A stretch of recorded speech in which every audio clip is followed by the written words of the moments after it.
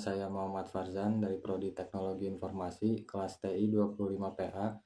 Pertama-tama marilah kita semua panjatkan puji syukur kehadirat Allah Subhanahu wa taala yang telah melimpahkan rahmatnya kepada kita semua.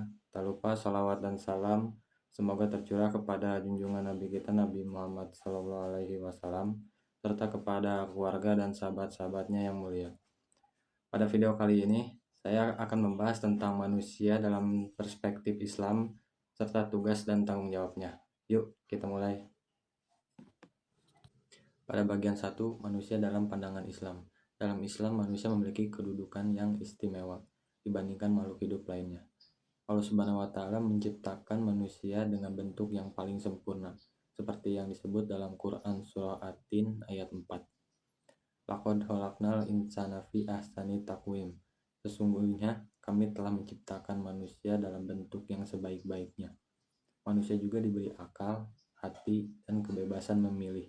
Ini yang membuat manusia berbeda dari hewan ataupun malaikat. Kalau malaikat selalu taat, manusia bisa memilih, tapi pilihan itu akan dimintai pertanggungjawaban nantinya. Artinya manusia bukan hanya makhluk biologis, tapi juga makhluk spiritual dan moral. Dalam Islam, manusia diciptakan bukan tanpa tujuan. Dalam Quran surah Az-Zariyat ayat 56, Allah berfirman, "Dan aku tidak menciptakan jin dan manusia, melainkan agar mereka beribadah kepadaku." Jadi tujuan utama manusia ini adalah beribadah kepada Allah dan menjalankan kehidupan sesuai dengan petunjuknya. Pada bagian kedua, tugas dan tanggung jawab manusia. Dalam Islam, manusia punya dua peran utama. Pertama, sebagai hamba Allah, Abdullah. Kedua, sebagai khalifah di bumi. Sebagai hamba Allah, manusia wajib taat kepada perintahnya, seperti sholat, puasa, zakat, berbuat baik, dan menjauhi larangannya.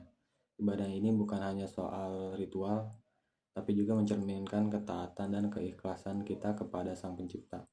Lalu sebagai khalifah, manusia diberi tanggung jawab untuk memelihara, mengatur, dan menjaga bumi, agar tetap baik dan seimbang. Artinya kita harus bijak dalam menggunakan sumber daya alam, menjaga lingkungannya, dan menegakkan keadilan.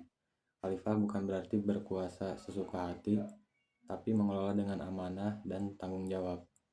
Rasulullah juga bersabda, "Setiap kamu adalah pemimpin, dan setiap pemimpin akan dimintai pertanggungjawaban atas yang dipimpinnya."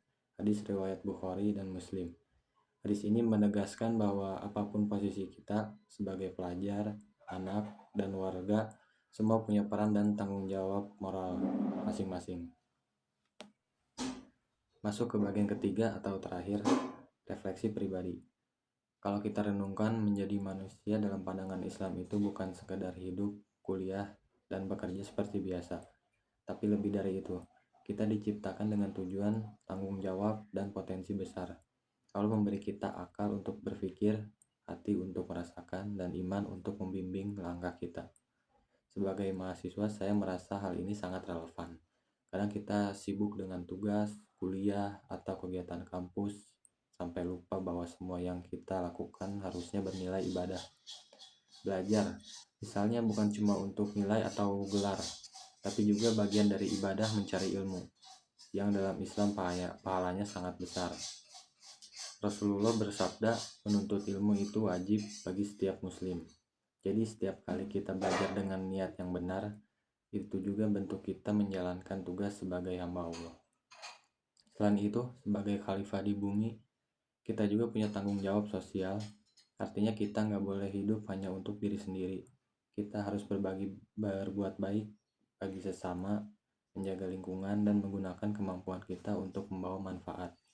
Sekecil apapun kebaikan itu tetap bernilai di sisi Allah Subhanahu wa taala. Saya pribadi belajar bahwa menjadi manusia dalam Islam berarti terus berproses menjadi lebih baik. Meskipun gak selalu sempurna, kadang jatuh, salah, malas, atau hilaf, tapi yang penting adalah tetap mau memperbaiki diri dan terus mendekat kepada Allah Subhanahu wa taala.